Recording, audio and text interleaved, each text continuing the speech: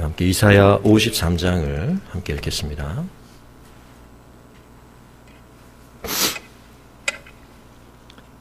이사야 53장 우리 한 목소리로 함께 읽겠습니다. 우리가 암송하게 되는 성구 가운데 하나인데요. 이사야 53장을 1절에서 12절까지 한 목소리로 읽겠습니다. 우리가 전한 것을 누가 믿었느냐? 여호와의 팔이 누구에게 나타났느냐? 그는 주 앞에서 자라나기를 연한 순 같고 마른 땅에서 나온 뿌리 같아서 고운 모양도 없고 풍채도 없은즉 우리가 보기에 흠모할 만한 아름다운 것이 없도다. 그는 멸시를 받아 사람에게 버림받았으며 간고를 많이 겪었으며 질고를 아는 자라. 마치 사람들이 그에게서 얼굴을 가리는 것 같이 멸시를 당하였고 우리도 그를 귀히 여기지 아니하였도다. 그는 실로 우리의 질고를 지고 우리의 슬픔을 당하였거늘 우리는 생각하기를 그는 징벌을 받아 하나님께 맞으며 고난을 당한다 하였노라.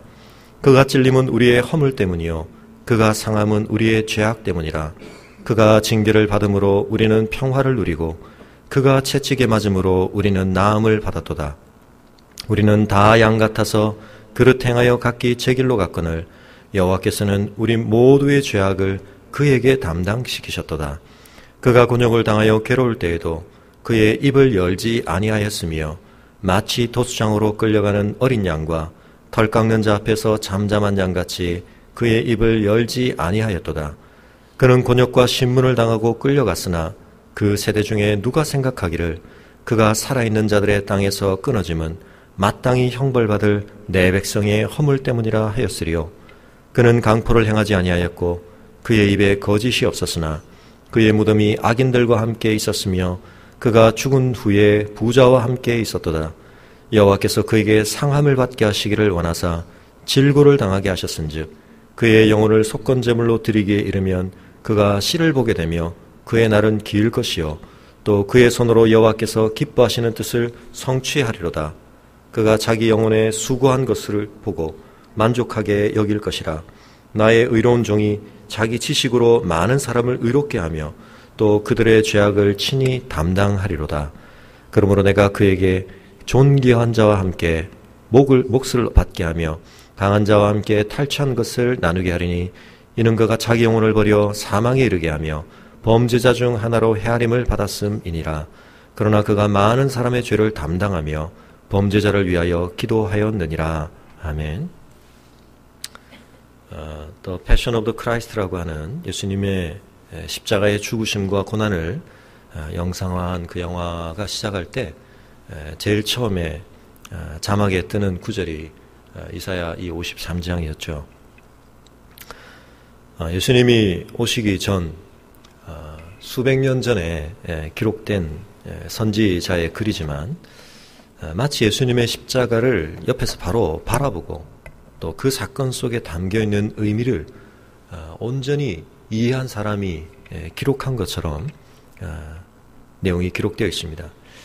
물론 이 내용은 1차적으로는 하나님의 나라를 위해 하나님이 택하여 세우신 하나님의 종이 하나님의 뜻을 이루기 위해 그는 의로운 자였으나 그가 섬기는 종으로서 고난을 받게 될 것이다 하는 것을 말하고 있습니다. 이 내용 속에서 우리가 이 그리스도의 십자가에서 가장 중요한 개념으로 지금 살펴보고 있는 대속이라고 하는 개념이 분명하고 또 생생하게 그려지고 있는 것을 보게 됩니다. 이 사람이 이와 같은 고난을 당하고 있는 것, 그냥 보통의 고난이 아니라 극심한 고난인데 그 고난을 지켜보고 있는 사람들이 도무지 그 꼴을 계속 지켜보고 있을 수가 없을 만큼 그걸 계속 바라보고 있는다는 것 자체가 고통이 될 만큼 같은 인간으로서 한 인간이 겪는 이 극심한 고통을 지켜보는 것만으로 고개를 돌릴 수밖에 없는 그런 심한 고난 가운데 있는 이 사람을 보며 수많은 사람들은 1차적으로 그렇게 생각할 수밖에 없었다는 것입니다. 아, 저 사람이 얼마나 심한 잘못을 극심한 악을 저질렀길래 저런 징벌을 받게 되나 저런 상함을 경험하게 되나.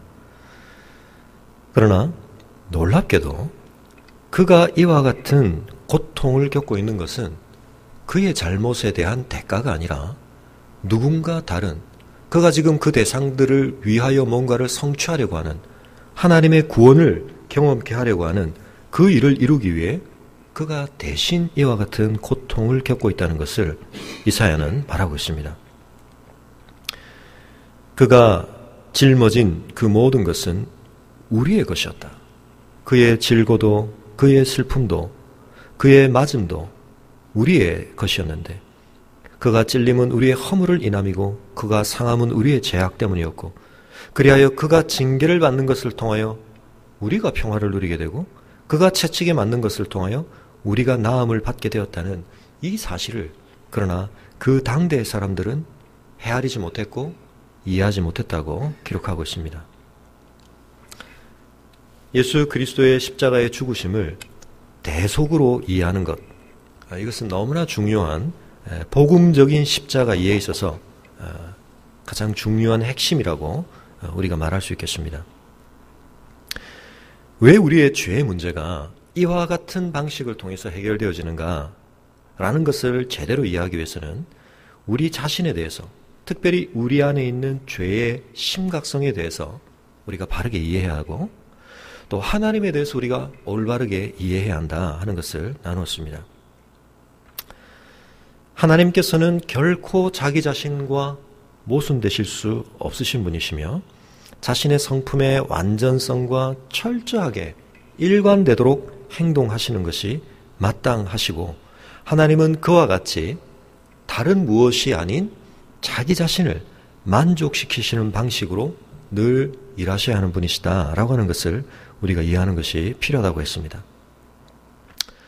이 신적인 필연성에 대한 인정, 인식, 이것이 있느냐 없느냐는 것이 복음주의적인 해석자와 비복음주의적인 해석자를 가르게 되고, 신약 성경에 충실한 성도와 그렇지 못한 사람들을 궁극적으로 나누는 기준이 된다고 존 스토트는 말하고 있습니다. 우리가 어떤 필연성을 이해한다는 것은 그렇지 않은 다른 방식으로 생각하는 것은 피해야 하는 것이구나, 그건 허용이 안 되는 것이구나, 그건 제외되는 것이구나 라고 하는 것을 제대로 인정하는 것과 관련이 있다고 말합니다. 하나님께서 자신의 일부에 대해서만 진실해야 한다고 생각하는 것, 그것이 하나님이 스스로 만드신 율법이든 하나님 자신의 명예든 하나님의 어떤 거룩 또는 속성이든, 또는 그 어느 중에 하나만을 표현하기 위해서 다른 쪽을 희생해도 괜찮다고 생각하는 이와 같은 방식은 불충분하다는 것입니다. 하나님께서 어떤 때는 그 속성들 중에 하나에 충실하시고 어떤 때는 또 다른 하나에 충실하신 그와 같은 것이 아니라, 하나님의 자기다우심 모두에 대해서 하나님은 늘 충실하시면서 그 모든 것을 이루시는 방식으로 역사하셔야 한다는 것입니다. 우리의 개념 속에서는 하나님의 사랑과 거룩이라고 하는 것이 같이 공존하는 것이 참 어렵습니다. 그래서 우리는 이 둘이 어떤 충돌을 한다, 그런 생각들을 할 때가 많은데, 그러나 하나님 안에는 이 두 개념이 충돌하고 있는 것이 아니라 완전히 결합되어 있다라고 하는 것이 대단히 중요합니다. 아리스토텔레스가 인간이 훈련하며 습득해야 할, 아는 것만 가지고 안 되고 그걸 훈련과 습관을 통해서 익혀야 될 이 덕에 대해서 얘기하면서 중용에 대한 이야기를 했는데요. 예를 들면 용기라고 하는 것이 부족하면 비겁함이 되지만 또 너무 지나치면 무모함이나 만용이 되는데, 그 중간에 중용을 지키는 것이 참 중요하다. 사실은 우리의 삶에 어떤 균형을 이룬다라고 하는 것은 참 중요한 지혜이자 어려운 숙제인 것 같습니다. 근데 우리는 때때로 참 이쪽 저쪽으로 잘 치우칩니다. 그러나 하나님께서는 그 모든 것에 대해서, 심지어는 우리에게서는 그 둘을 균형 있게 유지한다는 것이 너무나 어려워 보이는 어떤 것에 대해서 하나님은 그것을 철저하게 균형 맞추시고 조화시키고 계시다. 이것이 하나님을 우리가 묵상할 때, 하나님을 찬양할 때 우리의 대단히 중요한 고백의 근거가 되어야 할 것입니다. 그래서 아리스토텔레스가 말했듯이 인간의 덕성 안에서도 뭔가가 잘 중심을 잡고 있을 때, 균형을 잘 맞추고 있을 때, 저 사람의 인격이, 삶이 참 멋지고 아름답다, 우리가 그렇게 인정할 수 있다면, 하나님의 영광스러운 성품 안에서 우리 안에서는 감히 그 둘을 다 갖고 있다는 것 자체가 힘든 그 모든 것을 하나님이 온전하게 통합하시고 균형 맞추고 계시다. 이것은 참 하나님의 아름다움이시다. 하나님의 영광스러움이시다. 그렇게 우리가 말할 수 있겠습니다. 근데 그 하나님의 그러하심이 가장 확연히 드러난 사건과 장소가 바로 십자가인 것입니다. 하나님께서는 심판을 통한 거룩과 용서를 통한 사랑을 온전히 동시에 그러면서도 유일하게 십자가를 통해 나타내셨습니다. 이것이 가능하기 위해서는 결국 하나님께서 죄인을 위해 어떤 대속물을 제공하시는 것이 필요했다. 그것이 오늘 6장의 중요한 내용입니다.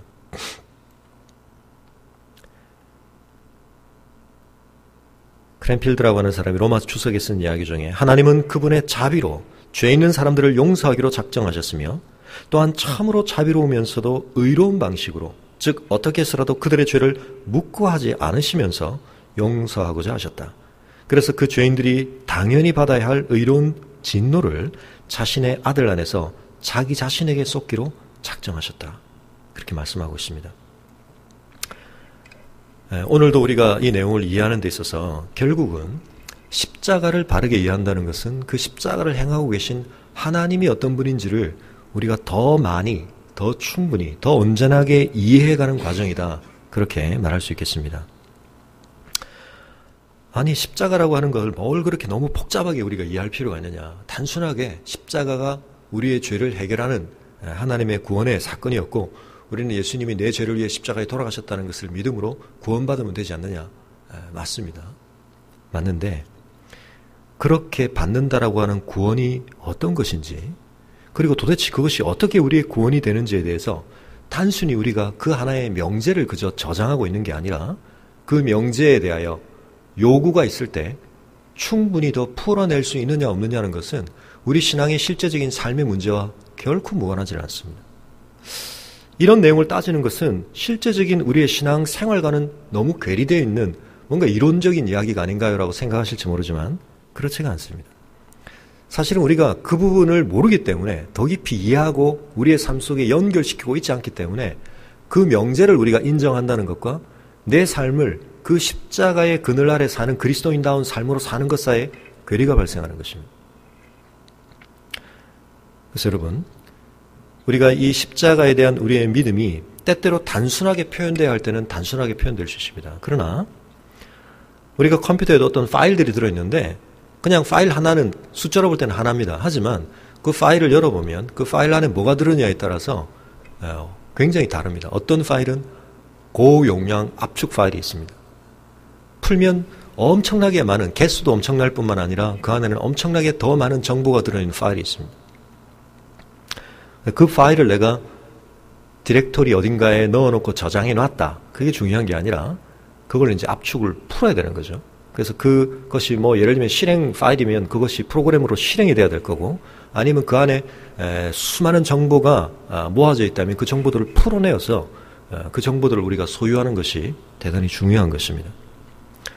십자가는 우리가 영원히 압축 풀기를 해야 하는 하나님의 신비입니다. 그래서 수많은 성도들이 이 십자가를 너무나 식상하게 생각하고 있는 이 상태를 우리가 빨리 벗어나야 됩니다.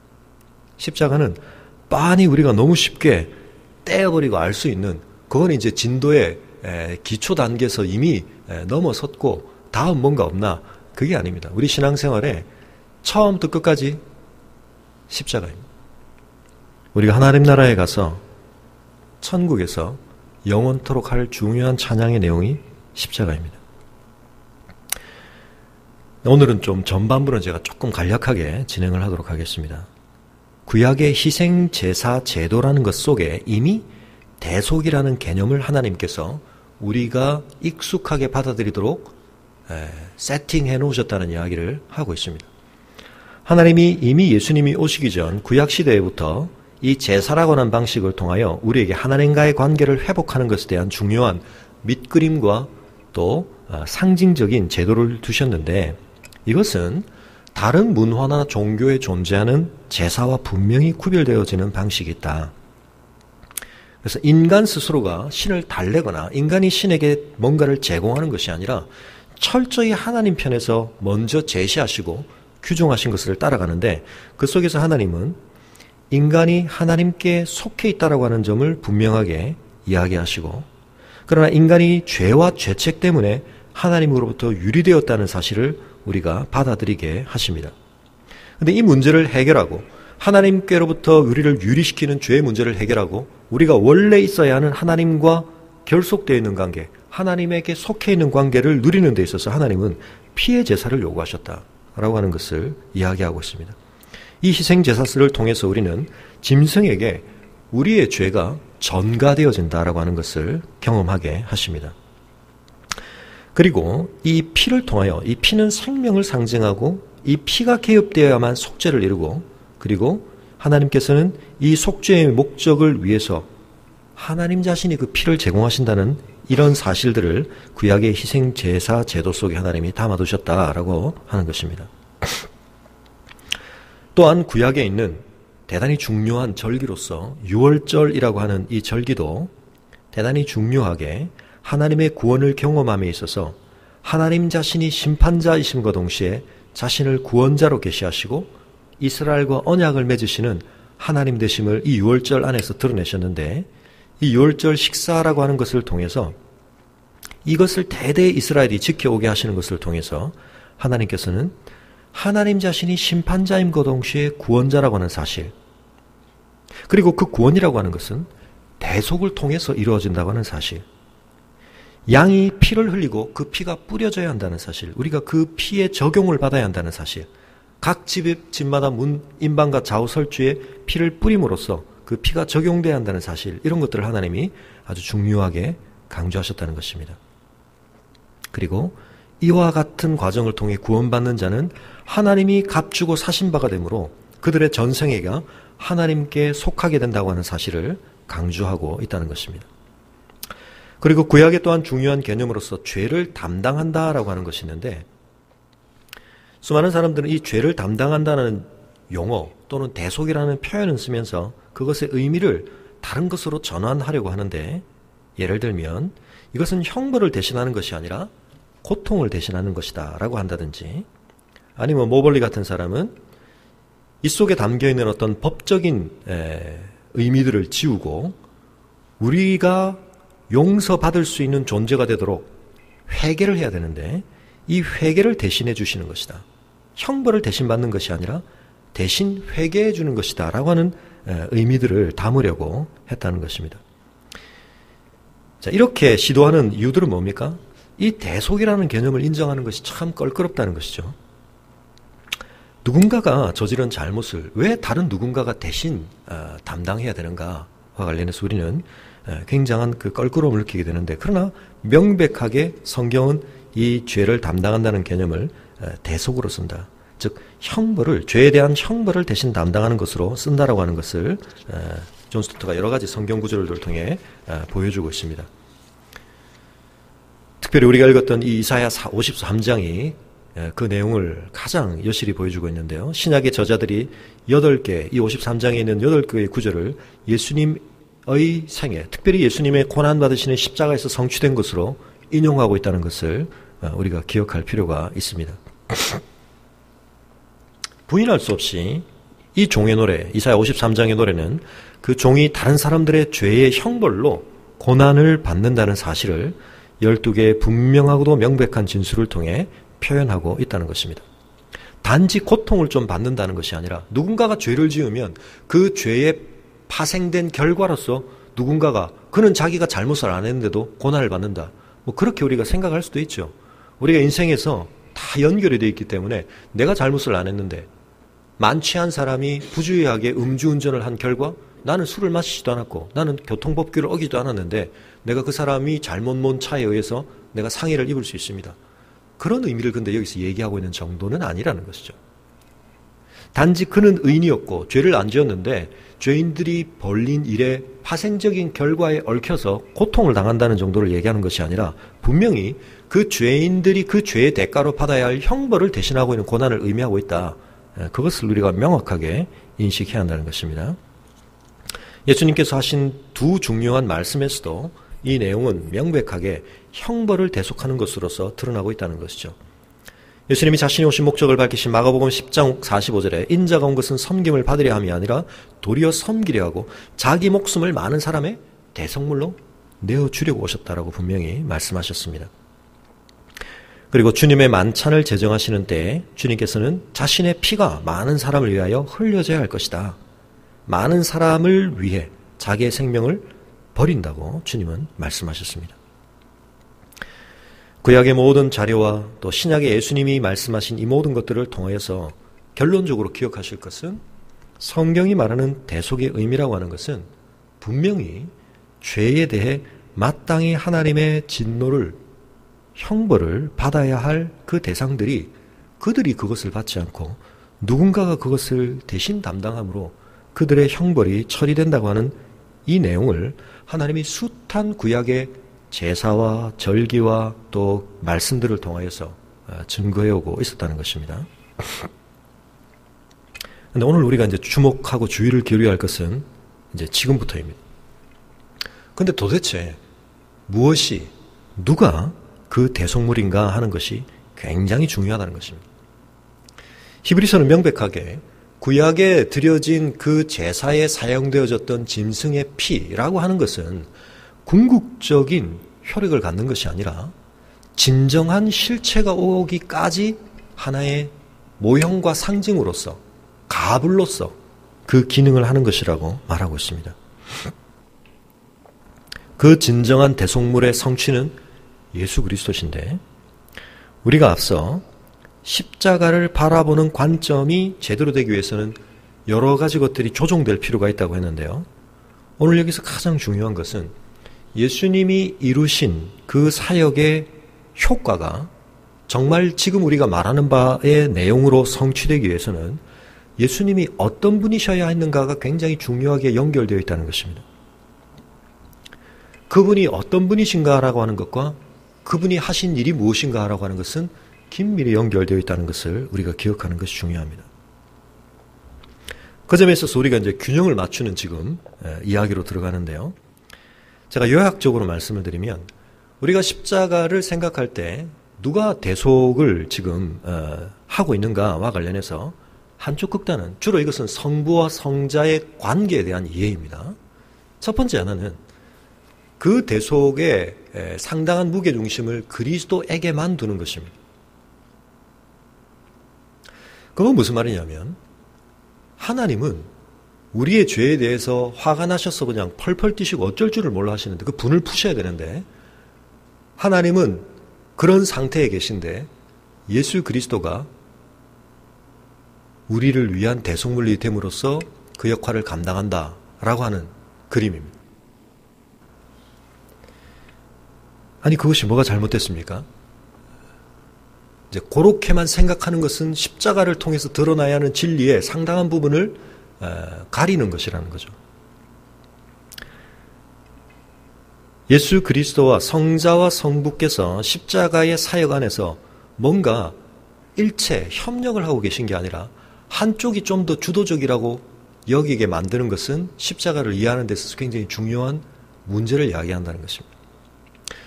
그런데 그리스도가 상당히 주도권을 주된 효력을 미치게 되는 데 있어서는 두 가지 방식이 있는데 많은 경우에 십자가의 의미를 설명하는 데 있어서 비유적으로 드는 두 가지 이야기와 관련이 있습니다. 첫째 하나는 매 맞는 아이 그림입니다. 그래서 왕은 그 죄인들을 벌하려고 지금 막 진노하고 있는데 왕자가 아버지 잠깐 하고 나서는 거죠. 그리고는 제가 대신 맡겠습니다. 이제 그렇게 함으로써 그 아들의 희생이 아버지의 노를 누그러뜨리는 이런 그림입니다. 또 하나는 이삭으로 대변되어지는 그림인데 또는 어떤 경우에 있어서는 철길에 철도원이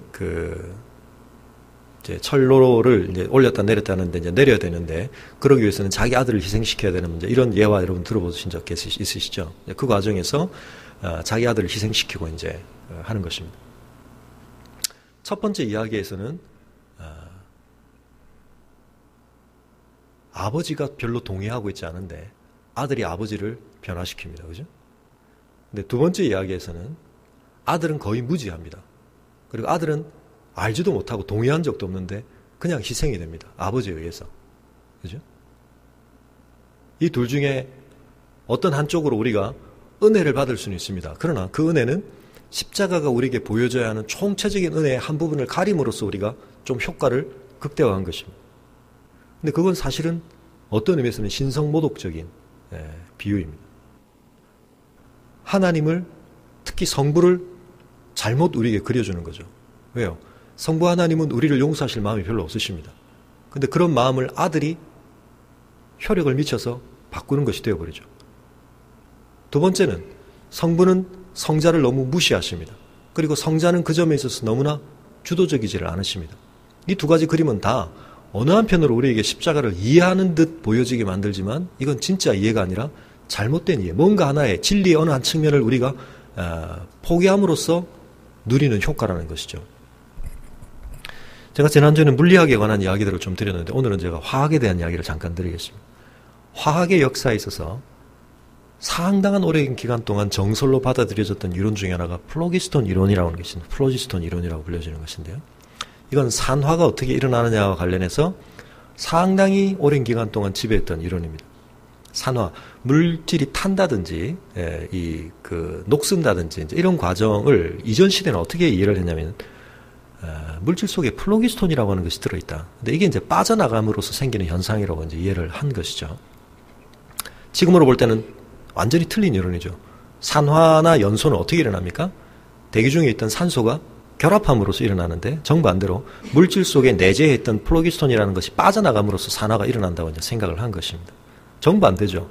그러나 이 이론이 틀렸음에도 불구하고 상당한 기간 동안 설득력을 가지고 있었습니다. 왜냐하면 다양한 여러 현상들을 이 이론으로도 설명할 수 있었기 때문입니다. 지난주에도 말씀드렸던 것처럼 어떤 것이 우리에게 이해를 유발한다는 것이 그것이 진리라고 하는 것과는 좀 구별될 필요가 있습니다. 아, 그렇게 들으니까 뭔가 이해가 일어나네 라고 하는 것이 내가 진리를 총체적으로 알았다는 것과는 구별될 필요가 있다는 것입니다. 플로기스톤 이론에 따르면 불이 나 있는데 헝겊 같은 것으로 덮으면 불이 꺼집니다. 이유는 뭘까요? 더 이상 플로기스톤이 빠져나오는 것을 막기 때문입니다. 밀폐된 공간 안에서 연소가 일어나다가 시간이 어느 정도 지나면 연소가 중단됩니다. 플로기스톤 이론에 따르면 어떻게 설명이 가능할까요?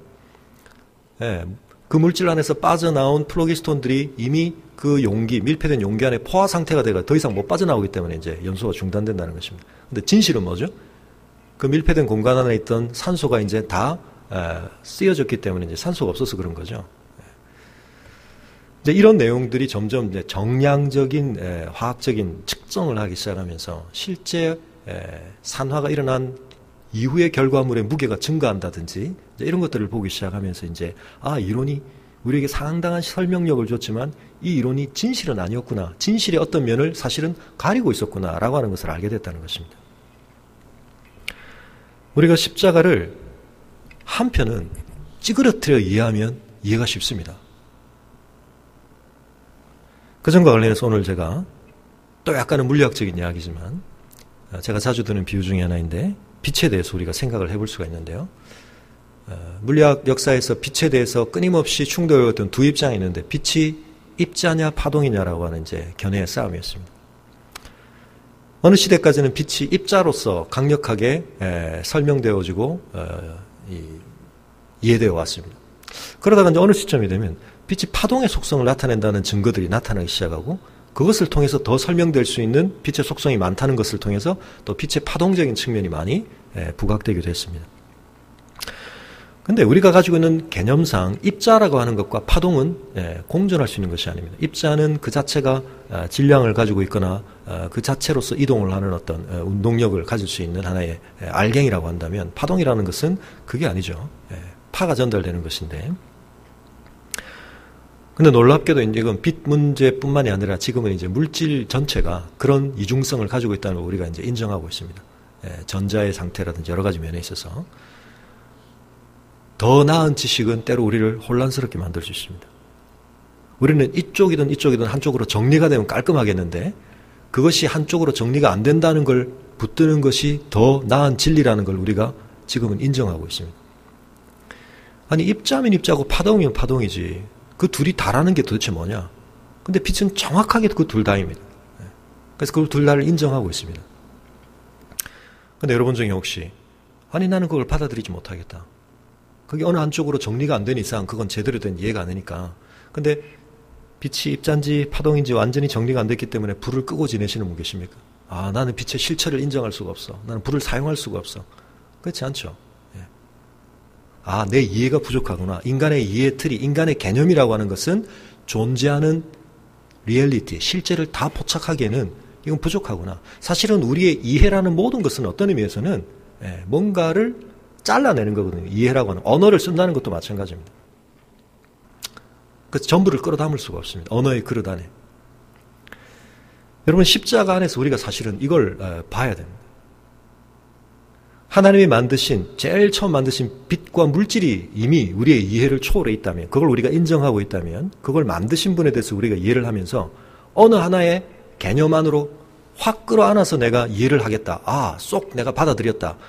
이런 느낌을 갖는 것을 추구하는 것, 그것이 위험할 수 있다는 걸 우리가 이제 이해하는 것이 중요한 거죠. 그분 앞에 우리가 엎드려 경배하는 것입니다. 말이 안 된다는 것에는 두 가지 의미가 있습니다. 첫째 하나는 의미가 없기 때문에, 즉 그 말의 내용이 비어있기 때문에 말이 안 되는 거죠. 그 말은 말이 안 돼. 말이 성립이 안 되는 것입니다.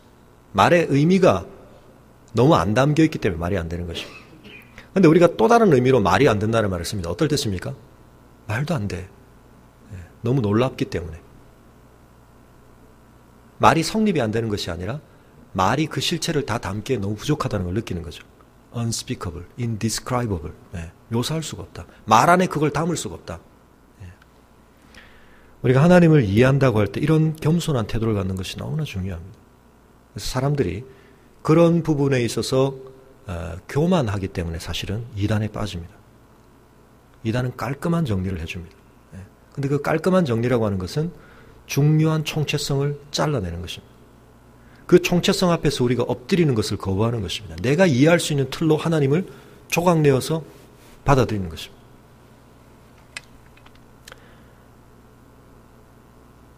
예수 그리스도를 이 십자가 대속에 있어서 너무 주도적으로 내세우는 것이 문제라고 한다면, 또 한 측의 극단은 성부순환설이라고 일컬어지는 입장인데, 이것은 또 성삼위 하나님의 협력관계에 있어서 성부를 너무 전면으로 내세우는 것입니다.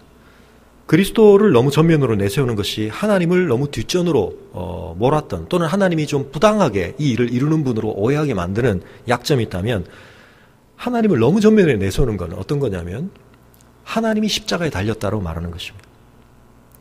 물론 그렇게 표현할 수 있는 것이 틀린 것은 아닌데 조심해야 한다는 것이죠. 성부가 십자가에 달리신 것은 아니기 때문에 성자가 십자가에 달리신 것입니다. 그런데 그것을 너무 지나치게 넘어서서 성부순환설로까지 가는 것은 또 문제가 있다는 것입니다. 성자를 너무 배제하게 된다는 것이죠. 이런 생각은 양태론이라고 하는 삼위일체에 대한 이단적 사상과 닿아 있습니다. 양태론이라고 하는 것은 삼위일체를 설명하는 방식 중에, 저도 어린 때 처음 교회 나가고 얼마 안 됐을 때 그런 설명을 주일학교 선생님께 들은 적이 있는데, 삼위일체 이해가 잘 안 되지, 쉽게 설명을 해줄게 그러시더니 설명을 해주셨는데 정말 이해가 잘 됐습니다. 뭐라고 이해를 도모하셨느냐면, 배우가 한 명 있는데 TV가, 그때는 저희가 이제 3개의 채널이 있었죠. 요즘 KBS2지만 그때는 TBC, 하여튼 7번, 9번, 11번. SBS는 없었습니다. 7번에서는 이 배우가 선생님으로 나오고, 9번에서는 어떤 아버지로 나오고, 11번에서는 수사반장 같은 데 형사로 나오고, 그런다. 그래서 이쪽 채널에서는 이렇게 나오지만 저렇게 한 사람이 이렇게 세 모습으로 나올 수 있다. 이게 삼위일체다. 정확하게 이게 양태론이거든요. 한 존재가 그런 듯이 이렇게도 한번 비치고 이렇게도 한번 나타나고, 이렇게. 이게 삼일체 아닙니다. 이게 이단입니다. 양태론이라고 하는. 근데 우리가 그런 말 들으면 몰랐던 걸 알았다는 생각이 들죠. 안 게 아니라 진리를 우리가 조각낸 것입니다. 단성론이라고 하는 것도 있는데, 이 단성론이라고 하는 것은 예수 그리스도가, 우리가 좀 이따 보겠습니다만, 예수 그리스도가 신성과 인성을 함께 가지신 상태에 계신 게 아니라 그게 뭔가 복합돼서 또 하나의 단일한 어떤 하나의 성격이 뭔가로 변했다라고 보는 것입니다. 십자가를 이해하는 데 있어서 지금 뭘 우리가 지금 주목해야 되느냐 하면 하나님이 어떤 분인가에 대한 이해와 이 십자가가 어떻게 우리에게 효력을 나타내는가와 긴밀하게 관련되어 있다는 걸 지금 우리가 살펴보고 있는 것입니다. 그 점에 있어서 대표적인 것은 성부와 성자의 관계가 뭐냐라고 하는 것과 성자 안에서 신성과 인성이 어떤 식으로 존재하는 것인가라고 하는 이 문제, 이게 고대 초대교회의 대단히 중요한 기독론적인 논쟁의 핵심이었습니다. 그래서 사도신경이 이렇게 길어지면서 사도신경은 삼위 하나님에 대한 고백의 구조를 가지고 있는데 어느 고백이 제일 깁니까? 성자에 대한 고백이 제일 깁니다. 이유는 뭐죠? 거기에 대해서 이단의 도전과 이단적인 사상이 제일 많이 제기되었기 때문에 그 점에 대해서 교정을 해야 될 필요가 더 많았던 것입니다. 더 많은 걸 말해야만 했던 것입니다. 그렇게 생각하면 안 되고 이렇게 생각해야 한다는 부가적인 선언을 더 많이 해야 할 필요가 있었던 것이죠.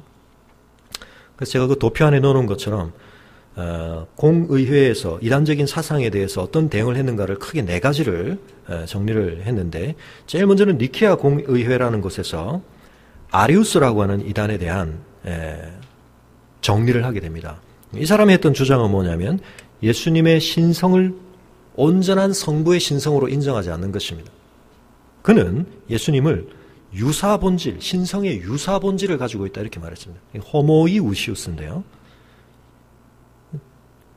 정통으로 인정하는 건 뭐냐면 동일 본질입니다. 호모우시우스. 글자 한자 차이인데 이게 이제 큰 차이를 만듭니다. 비슷하지만 완전히 같다는 걸 인정하지 않는 유사본질이다. 그래서 예수님의 신성을 성부의 신성과 동일한 것으로는 인정하지 않는 것입니다. 뭔가 그것보다 부족하거나 열등한 것으로 보려고 하는 것이죠. 그렇지 않다. 그걸 니케아 공의회에서 못 박았습니다. 근데 이번에는 콘스탄티노플 공의회에서는 아폴리나리우스라는 사람의 거짓된 잘못된 주장을 교정해야 했는데 이 사람은 그럼 뭘 주장했냐면 이번에는 반대로 제일 처음에는 예수님의 신성을 인정하는 데서 어려움이 있었다면 이번에는 예수님의 인성을 충분하게 인정하는 데서 어려움이 있었습니다. 예수님이 인간 되심을 입기는 했는데 그것은 단지 육신만을 입으신 거지 그 인간성의 참된 총체성 전부를 입으신 건 아니다라고 이제 보려고 했던 것이죠. 여기에 대해서 그렇지 않다. 예수님은 참된 인간성 전부를 가지셨다는 것을 못 박았습니다. 에베소 공의회라는 곳에서는 이제 네스토리우스라는 사람의 주장과 관련된 문제를 다루게 됩니다. 앞에 두 공의회가 예수님의 신성을 인정하고 예수님의 인성을 충분히 인정하는 것으로 이제 결론이 났는데 그럼 이제 어떤 문제가 제기됩니까? 한 인격 안에 그런데 좋다. 그런데 신성도 완전하고 인성도 완전하다면 그 신성과 인성은 도대체 어떤 식으로 공존하는 거냐의 문제가 제기되는 거죠. 거기에 대해서 네스토리우스는 이 신성과 인성이 분리되어 존재한다고 말했습니다. 그래서 어떨 때는 신성만 나타나고 어떨 때는 인성만 나타나고 이렇게 되는 거죠. 그렇지 않다라고 하는 것을 못 박은 것이 에베소 공의회입니다. 그래서 이 두 신성이 온전히 연합되어 있으며 우리가 이해할 수 없는 방식이지만 적어도 그렇게 분리되어 존재하는 것은 아니다. 그래서 네스토리우스 이 학파의 중요한 주장 중에 하나는 마리아를 하나님을 낳은 자라고 부를 수는 없다라고 하는 것이었는데 그렇지 않다. 한편은 그분은 하나님을 낳으신 자라고 불리울 만하다. 그런 논쟁이 있었습니다. 그리고 마지막 칼케톤 공의회에서는 예수님과 관련된 이 모든 논쟁을 마무리 짓게 되는데 그 마무리 단계에서 이제 마지막 남아있던 기독론적 논쟁을 주장한 사람이 문제를 제기한 사람이 유티케스라고 하는 사람입니다. 이 사람은 앞서 네스토리우스가 신성과 인성이 그렇다면 분리되어 존재한다는 것의 극단적인 반대는 뭘까요? 아까 말씀드린 것처럼 이게 이제 혼합되어 버리는 것입니다. 이 둘이 합쳐져서 새로운 제3의 어떤 성격으로 통합된다. 완전히 이제 연합을 강조하다. 이건 지나친 또 연합을 강조한 것입니다. 이것도 아니다. 그렇게. 그래서 그것과 저것이 뒤섞여가지고 제3의 어떤 하나의 단성을 가지게 되신 것이 아니다라고 하는 것을 주장했습니다. 그러면서 이 칼케톤 공의회가 고대 기독론 논쟁을 다 마무리합니다. 크게는 4갈래죠. 뭡니까?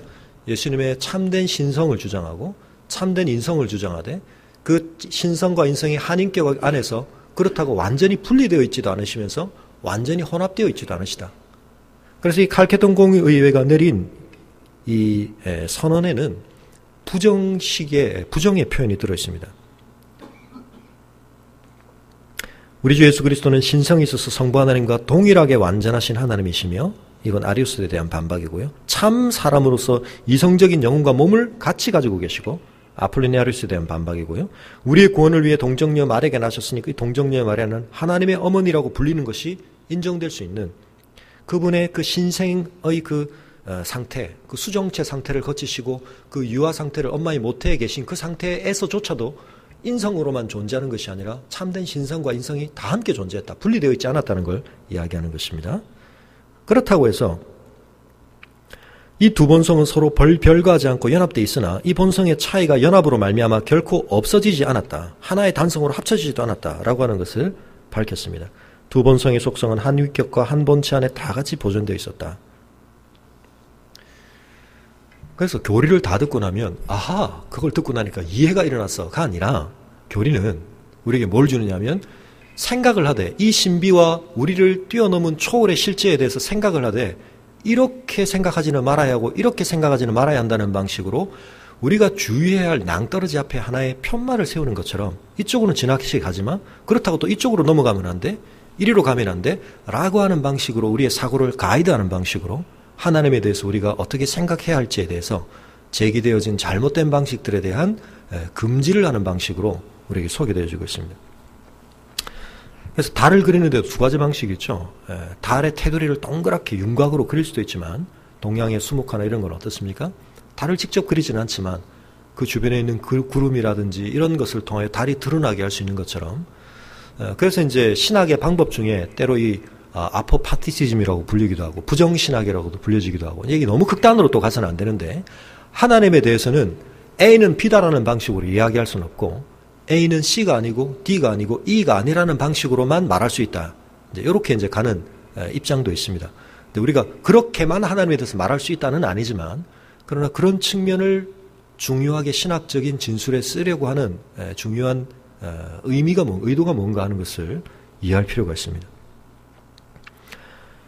십자가는 우리 앞에 너무나 종합하기 어려운 것을 온전하게 종합하고 있기 때문에 우리가 정신을 바짝 차리지 않으면, 아, 나 십자가를 알았어 라고 말하는 순간 우리가 그 십자가의 총체성 중에 어느 한 부분을 지워버리거나 잘라낼 수 있다는 사실을 주의해야 한다는 것입니다. 그래서 우리가 인정하는 것은 뭐냐? 그리스도 안에 하나님이 계셨다는 것을 우리가 인정하는 것입니다. 성삼위 하나님의 이 신비한 연합의 관계, 영원히 각 위로 계시지만 온전한 일체이신 이 삼위 하나님의 역사가 십자가 안에서 놀랍게 드러난 것입니다. 그래서 분명히 고난받으시고 계셨던 분은 성자이십니다. 그런데 그 성자도 아버지가 억지로 시켰거나 또는 아버지와 무관하게 자기 혼자 나서셔서 하신 것이 아니라 아버지와 아들이 완전한 협력 가운데 이렇게 하고 계시다는 사실. 아버지가 주도하시지만 아들은 자발적으로 순종하십니다. 아들이 십자가에 계실 때 아버지는 어떻게 그것과 분리되어 계시겠습니까? 성부 자신이 십자가에 달리신 것은 아닙니다. 그러나 어떤 의미에서 여러분, 아들을 죽음에 내어주는 것은 그 자신이 죽음을 당하는 것보다 훨씬 더 고통스러운 것이라는 것을 부모가 되어보신 분은 이해하실 것입니다. 차라리 어떤 마음이 드시겠어요? 내 아들을 저렇게 처참하게 죽느니 내가 달리지. 그게 부모의 마음이죠. 그러니까 성자를 내가 내몰아서 처리하니까 나는 가뿐하고 좋다. 하나님은 결코 그러실 수 없는 분이시죠. 그러므로 분명히 하나님도 그 십자가 안에서 고통을 당하고 계십니다. 하나님도 함께 어떤 의미에서 죽음을 경험하시는 것입니다. 그러나 그걸 성부순환설로까지 끌고 가는 것은 삼위일체 하나님의 협력의 사역에 중요한 균형을 우리가 한쪽으로 무게를 쏠리게 만드는 것입니다. 우리는 대속을 통한 만족이라고 하는 것이 왜 필요한가 하는 것을 하나님의 하나님다우심이 유지되어지는 이 필연성을 위해서 필요하다는 것을 알았는데, 그 필연성을 충족시키며 하나님이 사랑과 거룩을 동일하게 유지하시며 우리를 구원하시는 유일한 방법은 대속물을 내어주시는 것인데, 그런데 이 대속물은 하나님 자신이라고 말할 수 있습니다. 그리스도 안에서의 하나님이라고 우리는 말할 수 있습니다. 이것을 우리가 이해하는 것은 너무나 중요합니다. 이걸 더 정확하게 이해하면 이해할수록 십자가는 우리에게 훨씬 많은 메시지를 전해줍니다. 엄청난 메시지를 전해줍니다. 우리는 십자가를 바라보면서 이쪽 측면을 바라볼 때는 이런 메시지를, 저쪽 측면을 바라볼 때는 이런 메시지를, 한 바퀴 삥 돌 때마다 그 각각이 우리에게 포착되어지는 어떤 면 안에서 엄청난 메시지를 우리는 들을 수가 있습니다. 하나님은 공의를 절대 포기하지 아니하십니다. 그러나 하나님은 우리를 온전히 사랑하십니다. 우리의 죄는 심각한 것입니다.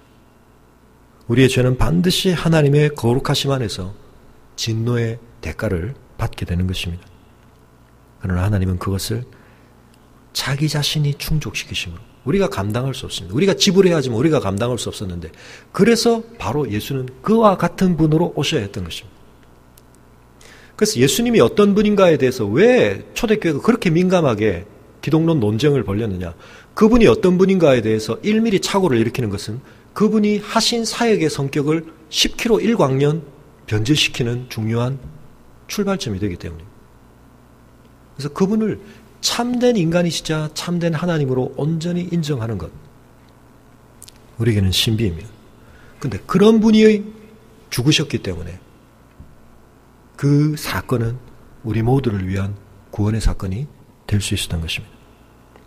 그 아들을 십자가에 죽이심을 통하여 아버지는 당신 안에서 우리의 죄에 대하여 분명하게 표현하셔야 할 의와 또한 공의를 드러내심과 동시에 우리를 향하여 드러내실 수 있는, 우리를 지극히 사랑하심을 나타내실 수가 있었던 것입니다.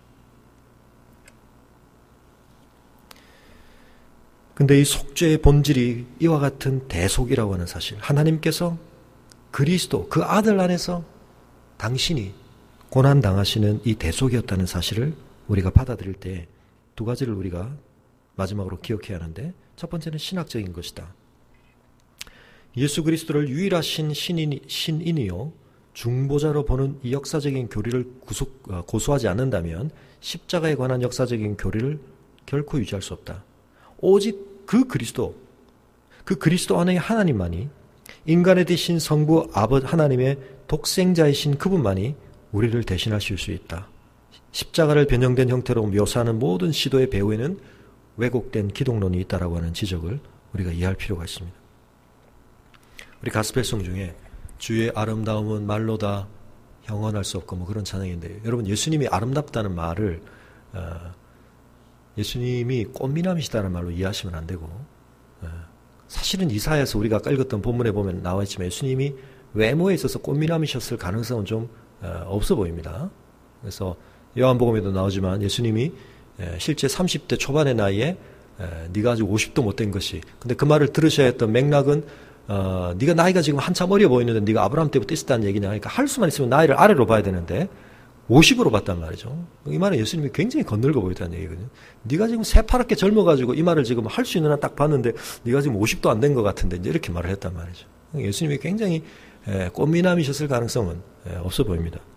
그렇지만 예수님이 아름다우신 건 뭐냐면 예수님 안에 엄청난 것이 다 들어있기 때문에 완전한 균형을 가지고, 제가 이 완벽한 비율이라는 걸 제가 찾아보기 위해서 네이버에 완벽한 비율을 쳤더니 뭐가 나왔겠습니까? 전부? 집에 가서 한번 완벽한 비율을 쳐니까 저는 무슨 화학적인 구성물이 좀 완벽하게 뭔가 이렇게 비율이 맞춰진 이런 걸 좀 찾아보려고 했는데 전부 외모에 대한 거, 완벽한 비율의 몸매 이런 거가 나오던데, 몸매도 비율이 맞으면 보기 좋죠. 그렇지만 몸매보다 훨씬 갖추기 어려운 거는, 물론 몸의 비율도 잘 맞추시기 위해서 열심히 노력하시기 바랍니다. 보통 일이 아닙니다. 그렇지만 그거보다 훨씬 어려운 것은 인격 안에 온전한 비율을 맞추고 있는 것. 아까 말씀드린 아리스토텔레스의 중용과는 비교할 수 없는 완전한 거룩과 완전한 사랑의 비율을 철저하게 맞추고 있다는 건 여러분 너무 아름다운 것입니다. 그래서 오늘날 미학은 좀 기준이 많이 바뀌었지만 옛날 고대 미학의 기준에 굉장히 중요한 것 중에 하나가 비율 아니었습니까? 그죠? 비례가 맞다. 이게 굉장히 중요한 미학적인 기준이었는데 신학적으로도 마찬가지입니다. 예수님이 아름다운 것은 예수님은 치우침이 없으십니다.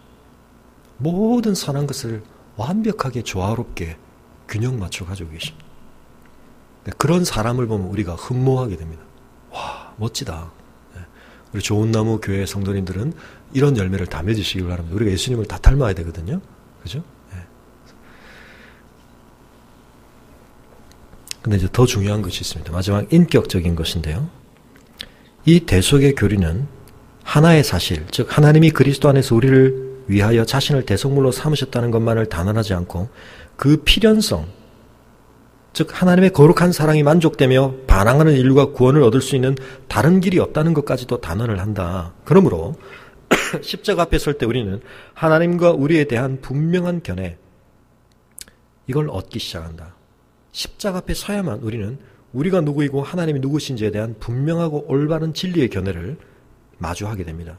그런데 문제는 우리의 교만한 마음은 이 진리에 대해서 반항한다는 것입니다. 이걸 거부한다는 것입니다.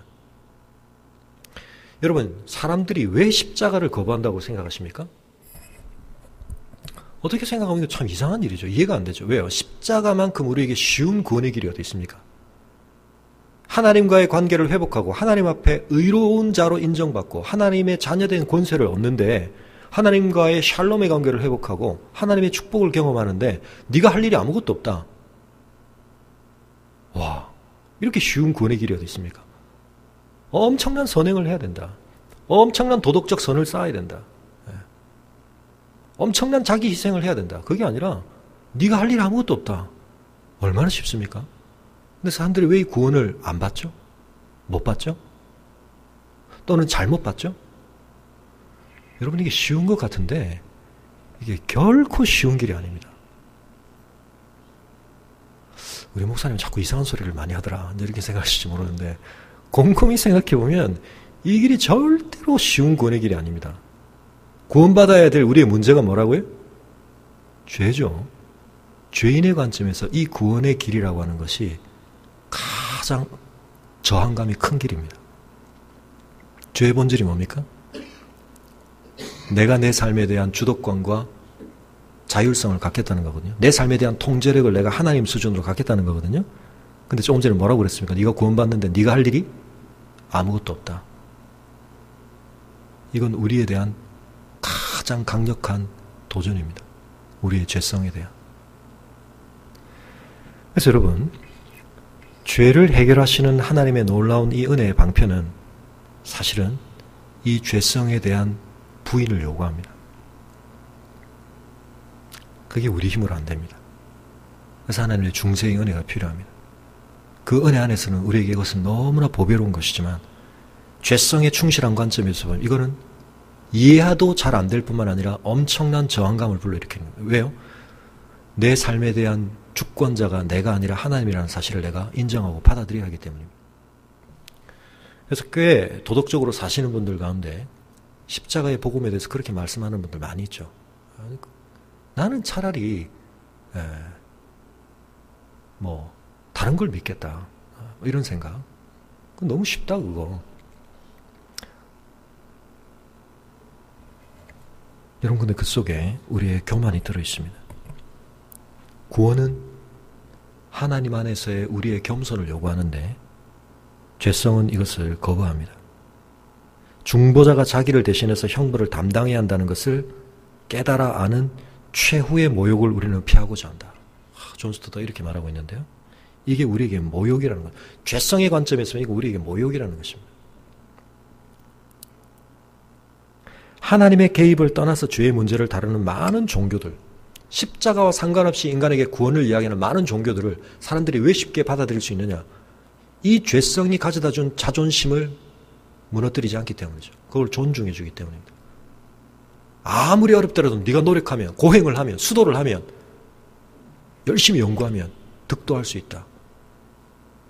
네가 초월할 수 있다. 네 안에 신성이 있다. 그게 아무리 어렵더라도 그건 도전해 볼 만한 의욕을 불러일으킵니다. 죄성의 불을 당깁니다. 우리가 엔진을 교체할 필요는 없습니다. 엔진이 좀 딸리더라도 그 엔진으로 가고 싶은 마음이 생깁니다. 근데 복음은 우리에게 우리의 삶을 몰아가고 있는 엔진을 교체하라고 말합니다. 여러분, 쉬운가요? 쉽지 않습니다. 그런데 여러분, 이 복음을 어떻게 인정하고 믿게 되셨습니까? 그건 사실 하나님의 은혜입니다. 여러분이 빈손 들고 십자가를 붙드는 이 비참함을 인정하게 된 거, 그 참혹한 십자가를 통해서라만 나는 하나님 앞에 의로워질 수 있습니다라는 걸 인정하게 된 것은 우리의 죄성에 대한 사형 선고입니다. 우리의 죄성은 이걸 끝까지 거부합니다. 차라리 그걸 인정하느니 내가 망하고 말지, 그 마음이 우리에게 있습니다. 그래서 여러분, 복음을 받아들인 사람은 반드시 겸손하게 되어 있습니다. 가장 근본적인 죄성의 뿌리가 우리에게 불어넣은 이 교만을 꺾어야만 복음을 받아들이는 거기 때문에 진짜 복음을 받아들인 사람은 겸손하지 않을 수가 없습니다. 그래서 우리가 그 선물을 받는 것조차, 그 믿음조차 은혜라고 바울이 이야기하고 있는 것입니다. 오늘 좀 시간이 많이 갔지만 제가 그동안 너무 좀 딱딱한 이야기만 해서 잠시 영화를 하나 보여드리고 좀 마치고자 합니다. 불을 좀 꺼주시죠. 이 영화는 제가 십자가를 설명할 때 보여드리는 여러 영화 중에 한 편인데요. Courage Under Fire라고 하는 영화인데, 생각했던 내용을 이 영화와 함께 좀 마무리하고 싶어서 좀 보여드렸습니다. 우리가 이미 다뤘던 내용 중에 인간에게 죄의 책임을 묻는 것이 사실은 인간을 존중하는 것이다, 우리가 그런 이야기들을 했었는데요. 몬프리즈의 모습과 이 설링 중령의 모습 중에 누가 더 인간적이고 누가 더 진정 아름다워 보입니까? 자기의 죄를 직면하거나 인정하기를 싫어하는 그 모습이 아니라 사실은 그것을 인정하는 인간의 모습, 이것이 훨씬 아름답죠. 그리고 멋지죠. 하나님은 우리에게 그것을 사실은 요구하십니다. 이 웰든 대령의 죽음에 대해서 국가는 그저 군인들의 사기를 진작시키기 위한 하나의 그 케이스를 찾아내기 위해서, 그리고 그걸 그저 홍보하기 위해서 이 웰든 대령의 죽음을 영웅적으로 치장하고 또 훈장을 내리려고 했지만, 사실은 진실을 파헤치고 들어가 보니까 거기에는 훨씬 아름답지 못한 그런 이야기들이 들어 있었습니다. 근데 뭐 이미 사람은 죽었고 뭐 그걸 파헤쳐봐야 별 도움은 안 되고 그저 그렇게 국가의 이익을 위해서나 개인의 명예를 위해서나 그렇게 덮고 지나가는 것이 좋을지도 모르겠습니다. 그러나 이 설링 중령이 마지막에 말했던 것처럼 그건 진정으로 그 사람을 기리는 방식이 아니다. 조금 다르기는 하지만 우리가 예수님의 십자가에 대해서도 그래, 예수님 우리 위해서 죽으셨고 예수님의 십자가는 참 좋은 거고 우리가 대충 그렇게 넘어갈 게 아니라 사실은 더 세밀하게 털끝만큼의 어긋남도 없이 진실을 계속 파헤치고 들어가야 되는데요. 그게 진짜 그분의 죽으심의 의미를 우리가 소중히 여기고 그걸 통해 우리가 정말 엄청난 유익을 누렸다는 것을 고백하는 길이겠죠. 근데 사람들이 왜 그 길을 안 갑니까? 진실을 왜 파헤치지 않나요? 진리와 진실을 알아가는 과정에서는 뭔가가 걸리기 때문입니다. 사실은 설링 중령 자신이 이제 이 누군가의 죽음의 진실을 파헤쳐가면서 끊임없이 자기 마음에 있는 자기의 진실의 문제하고 이 고뇌하는 모습들이 중간에 계속 나오는데요. 몬프리즈도 그랬죠. 진실을 파헤치는 과정에서는 결국 진실 앞에 직면해야 하는 내 내면의 문제들이 걸리게 되어 있습니다. 아무도 거기서 자유롭지가 못하죠. 그런데 우리 모두가 하나님의 진리 앞에, 진실의 거울 앞에 어떻게 설 수 있겠습니까? 우리는 사실은 그 길을 가기를 싫어합니다. 내 죄를 인정하고 우리가 그 앞에서 헬플리스해지기보다는 몬프리즈가 택했던 것처럼 차라리 나를 파괴하는 길을 우리는 택할 만큼 죄성은 우리에게 거짓된 반응 양식을 만들어내고 있습니다. 그러나 설링 중령이 택했던 그 길처럼 자신의 연약함과 죄와 잘못을 인정하고 잘못했다는 것을 고백할 수 있는 이것이야말로 참 큰 힘이죠. 그래서 영화의 제목이 어떤 그 포화 속에서의 용기다. 어떻게 보면 전쟁에서 살아남는 어떤 그 군인의 용기를 이야기하는 것 같지만 사실은 그것보다 훨씬 더 큰 용기가 어디에 필요합니까? 진실을 직면하는 데 필요합니다. 진실을 직면한다는 것은 우리에게 엄청난 용기를 요구하는 것입니다. 우리가 예수 그리스도의 십자가로 다가간다는 것은 우리의 더 깊은 내면 깊이 감추어진 우리의 어두움을 직면하는 것이고, 그것을 다루시는 하나님의 길을 제대로 알아간다는 것은 그 처참한 십자가를 요구할 수밖에 없을 만큼 심각한 우리의 죄를 우리가 인정하는 것이고 발견하는 것이고, 그 길이 아니고는 불가능했던 그 진리의 진실에 우리가 직면하는 것인데요. 이것은 결코 유쾌하지 않습니다. 그래서 사람들은 십자가를 싫어합니다. 십자가가 결과적으로 우리에게 쉬운 구원을 약속하기 때문에 그 결과는 우리가 받아들이기 좋아할지 모르지만 그 결과를 진정으로 우리가 압축 풀기를 해서 우리의 삶 속에 저장하지 않는 이유는 그 과정에서 우리가 엄청난 것들을 직면하게 되기 때문입니다. 하나님이 어떤 분인지를 제대로 알아가야 합니다. 우리가 어떤 존재인지를 직면해야 합니다. 이건 결코 유쾌하지 않습니다. 그러나 우리 좋은 나무 교회 성도님들은 이 길을 제대로 가셨으면 좋겠습니다. 그래야 우리가 이 십자가를 제대로 붙들고 그 십자가가 미치는 그 총체적인 영향력들을 우리가 우리의 삶에 누리며 그것이 우리의 삶을 이끌 수 있고 우리가 그 십자가를 거하는 삶을 살 수 있으리라고 생각을 합니다. 이 시간에 잠시 기도하겠습니다. 기도할 때 하나님 앞에서 우리가 우리 자신의 연약함을 내어놓고 십자가가 아니었더라면 불가능했을 우리의 구원을 이루어주신 그 은혜에 대한 감사와 우리가 그 십자가의 진리와 진실 앞에 더 직면해가되 그 십자가 앞에 다가가면 다가갈수록 드러나는 우리의 어두움과 우리의 죄악을 하나님 앞에 겸손히 인정하고 그 길이 아니고는 구원이 불가능했던 우리를 위해 십자가에서 생명을 내어주신 하나님에 대한 감사의 고백을 드림으로 우리 예배를 마쳤으면 좋겠습니다.